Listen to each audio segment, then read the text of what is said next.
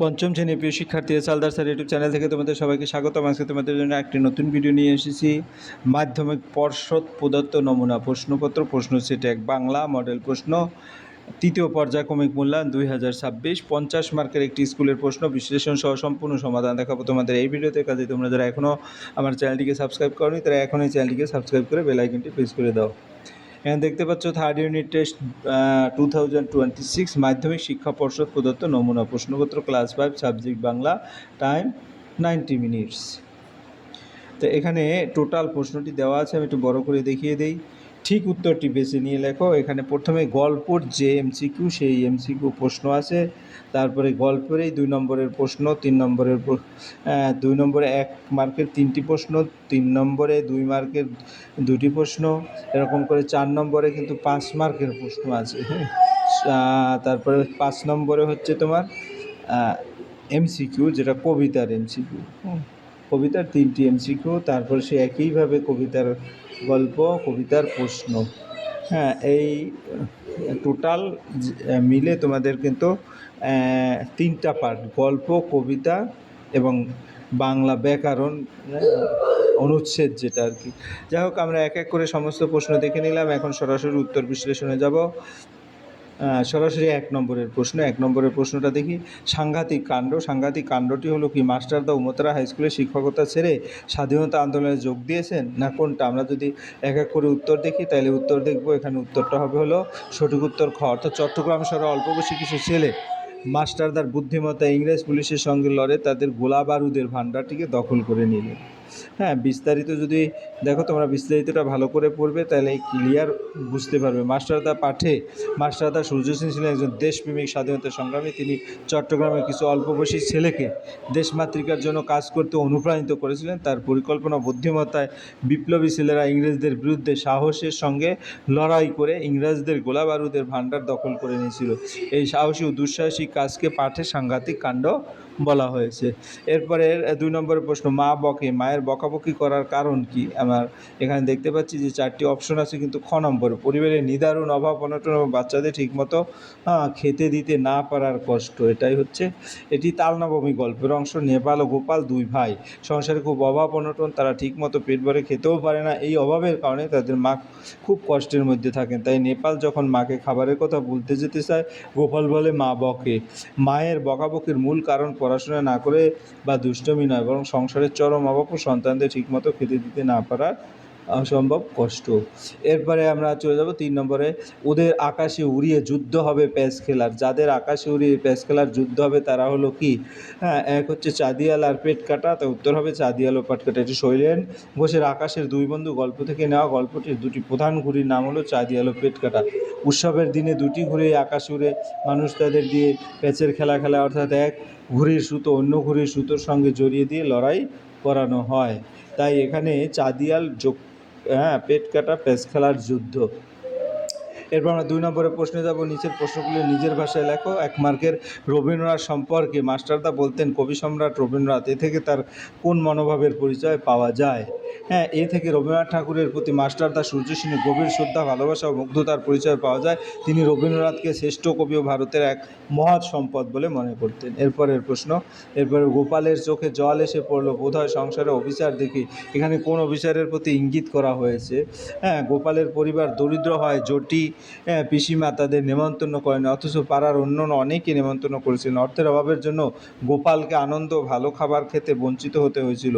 এই ধনী দরিদ্রের বৈষম্যকে সংসারের অবিচার বলা হয়েছে। এরপরের প্রশ্ন। পেট কাটা চাঁদিয়ালের কথা শুনে একটি দীর্ঘশ্বাস পেল। পেট কাটা এভাবে দীর্ঘশ্বাস ফেলার কারণ কি? পেট কাটা জানতো কিছুক্ষণের মধ্যেই চাঁদিয়ালের সঙ্গে তার প্যাঁচের লড়াই হবে। লড়াই একজনের সুতো কেটে গেলে সে অন্যজনের কাছ থেকে দূরে চলে যাবে, তাই বন্ধুকে হারানো আশঙ্কা পেট কাটা দীর্ঘশ্বাস ফেলেছিল। এরপর পরের প্রশ্ন 3 নম্বরে। ঘুমের মধ্যে ওসব কি হিজিবিজি স্বপ্ন সে দেখেছিল? কার স্বপ্ন দেখার কথা বলা হয়েছে? তার দেখা স্বপ্নকে সে নিজেই হিজিবিজি বলেছে কেন বলে তুমি মনে করো? এখানে গোপালের স্বপ্ন দেখার কথা বলা হয়েছে। তালনবমীর দিনে জটি পিসিমার বাড়িতে নিমন্ত্রণ খাওয়ার আশা তার মনে ছিল। রাতে সে এমন একটা স্বপ্ন দেখেছিল যা বাস্তবে ঘটার সম্ভাবনা ছিল না। ঘুম ভাঙার পরে সে অবাস্তব স্বপ্নকেই তাই সে হিজিবিজি বলেছিল। তারপর সে আচার্য ঘটনা ঘটে গেল। কোন ঘটনাকে আচার্য বলা হয়েছে মনে করো তুমি? তখন সেই মানুষের ভিড়ে তোমার মনের অবস্থা কেমন হবে তা কল্পনা করে কয়েকটি বাক্য লেখো। হ্যাঁ, প্যাঁচের লড়াই সময় চাঁদি আলো পেট কাটা সুতো ছিঁড়ে যায় এবং তারা দুজনে একসঙ্গে মুক্ত আকাশে উড়ে যায়, এটি আশ্চর্য ঘটনা। আমি যদি সেখানে থাকতাম আমি খুব অবাক ও আনন্দিত হতাম। দুই ঘুড়িকে একসঙ্গে মুক্ত আকাশে উঠতে দেখার খুব ভালো লাগতো। মনে হতো দুই বন্ধু মানুষের নিয়ন্ত্রণ থেকে মুক্ত হয়ে সত্যিই জয়ী হয়েছে। পরের প্রশ্ন হচ্ছে 4 নম্বর, নিচের প্রশ্নগুলো নিজের ভাষায় লেখো, যে কোনো একটি 5 নম্বরে। রবীন্দ্রনাথ আমাদের ভারতবর্ষের এক মহৎ বড় সম্পদ। সাথীদের একথা বলতেন মাস্টারদা সূর্য সেন। কবিসাহিত্যিক রবীন্দ্রনাথ অবদান সম্পর্কে বন্ধুদের তুমি কী বলবে সে সম্পর্কে অনুচ্ছেদ লেখো।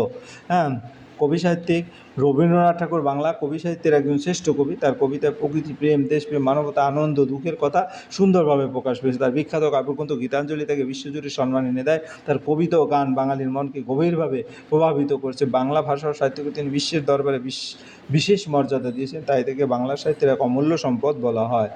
এরপরের প্রশ্ন হচ্ছে 6 নম্বরের প্রশ্ন। 4 নম্বর, এমনি করে রোজ পৃথিবী নতুন হচ্ছে। আকাশের দুই বন্ধু গল্পে পৃথিবীর রোজ নতুন হওয়ার কথা তুমি পড়েছো। তোমার চোখে পৃথিবী নতুন তো কীভাবে ধরা পড়ে সেই সম্পর্কে একটা অনুচ্ছেদ রচনা করো। হ্যাঁ, আমার চোখে পৃথিবী প্রতিদিনই নতুন হয়ে ওঠে। সকালে সূর্যের আলো, আকাশের মেঘ, গাছের নতুন পাতা, ফুলের সৌন্দর্য, পাখির ডাক প্রকৃতিকে নতুন করে রূপ দেয়। হ্যাঁ, ঋতু পরিবর্তনের সঙ্গে সঙ্গে পৃথিবীর চেহারাও বদলে যায়। কখনো বৃষ্টি, কখনো রোদ, কখনো বা শীতের কুয়াশা, আবার কখনো বসন্তের ফুল, সব কিছুতেই নতুনত্ব দেখা যায়। মানুষের নতুন কাজ, নতুন আবিষ্কারও পৃথিবীকে প্রতিদিন নতুন করে সাজায়। তাই পৃথিবী কখনো এক রকম থাকে না। এরপরের প্রশ্ন হচ্ছে 5 নম্বরের প্রশ্ন। সে মুখ্য, সে চায়, সে কী চায়? এখানে হচ্ছে তোমার সে মুখ্য, সে চায় পিছলে পড়া ও হোঁচট খাওয়া নেই এমন পথে গড়িয়ে যেতে, অর্থাৎ খ নম্বর উত্তর হবে। এরপরের প্রশ্ন হচ্ছে একলা কবিতায় মস্ত আশীর্বাদের মতো মাথার উপর, হ্যাঁ, আশীর্বাদের মাথার উপর ইতত্ব ঝরতে থাকে। কি ঝরতে থাকে? ঝরতে থাকে গাছের পাতা ঝরতে থাকে। শঙ্খ ঘোষের একলা কবিতায় প্রকৃতি ও কাঠবিড়ালি কবিরই একাকিত্ব দূর করে। এরপরের প্রশ্ন, বোঝাপড়া বোম্বাগড়ের রাজা কবিতায় রানীর দাদা ছবির ফ্রেমে কী ভাজিয়ে রাখে? বোম্বাগড়ের রাজা কবিতায় রানীর দাদা পাউরুটিতে পেরেক ঠোকেন। পরের প্রশ্ন 5 নম্বর, ঠিক উত্তরটি বেছে নিয়ে লেখো। সে মুখ্য, সে চায় ঝর্ণা আসুক, অর্থাৎ এখানে খ উত্তর, পিছলে পড়া হোঁচট খাওয়া নেই এমন পথে গড়িয়ে যেতে। কারণ মিষ্টি কবিতা কবির কল্পনা এমন একটি পথের কথা সেখানে বলতে চাওয়া হয়েছে, পিছলে পড়া বা হোঁচট খাওয়ার ভয় থাকে না, সে নিরাপদ ও সহজ পথে এগিয়ে যেতে চায়। এরপর একলা কবিতায় মস্ত আশীর্বাদের মতো মাথার উপর ইতস্তত ঝরতে থাকে। কি ঝরতে থাকে? গাছের পাতা ঝরতে থাকে। একলা কবিতায় কবি প্রকৃতির সঙ্গে একাত্ম হয়ে যান। গাছের পাতা ও মাথার উপর ঝরে কবির, এখানে উত্তর হবে গাছের পাতা। এরপরের প্রশ্ন, বোম্বাগড়ের রাজা কবিতায় রানীর দাদা কি? আমরা যদি দেখি বোম্বাগড়ের রাজা কবিতায় একটি উল্টো পাগল ও হাস্যকর দেশের ছবি এঁকেছেন। সেখানে মানুষ এমন সব অদ্ভুত কাজ করে যা বাস্তব জীবনে স্বাভাবিক নয়। রানীর দাদা অদ্ভুত কাজ হলো পাউরুটিতে পেরেক ঠোকা। এইটি কবিতার হাস্যরহস্য উদ্ভট পরিবেশকে আরও মজার করে তুলেছে। হ্যাঁ, এরপরের প্রশ্ন 6 নম্বরের প্রশ্ন কী আছে আমরা যদি দেখে আসি। কেন সে যায় সর্দি হলে ডিগবাজি খায় লোকের এমন আচরণের কারণ অনুমান করে লেখো। হ্যাঁ, বোম্বাগড়ের দেশে নানা অদ্ভুত ও হাস্যকর নিয়ম প্রচলিত। সর্দি হলে ডিগবাজি খাওয়াও তেমন একটি উদ্ভট প্রথা। কবি অদ্ভুত কাজের মাধ্যমে হাস্যরস সৃষ্টি করেছেন। এরপরে প্রশ্ন, এদিক ওদিক টানতে থাকায় আমার সামনে একটি কাঠবিড়ালি কীভাবে কবিকে এদিক ওদিক টানতে থাকে? হ্যাঁ, কবি কাঠবিড়ালিকে ধরতে গেলে সেটি দৌড়ে পালায়, কবিও তাকে ধরার জন্য তার পিছন ছুটতে থাকেন।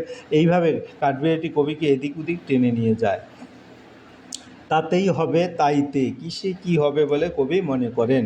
হ্যাঁ, পথ কঠিন ও অনেক দূরের হলেও আকাশে ঝড় বৃষ্টি থাকলেও এবং কিছু রোদ থাকলেও চলবে, এই পরিবেশে জীবনকে উপভোগ করা যাবে।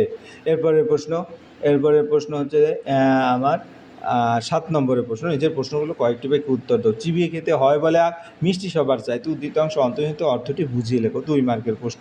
আখ মিষ্টি হলে তা পেতে একটু পরিশ্রম করে চিবিয়ে খেতে হয়। কবি বোঝাতে চেয়েছেন কষ্ট পরিশ্রমের পরে পাওয়া আনন্দ বেশি মধুর। জীবনে দুঃখ কষ্ট থাকলেই সুখের মূল্য আরও বেশি বোঝা যায়। এরপরের প্রশ্ন, তখন আমি একলা তো নই।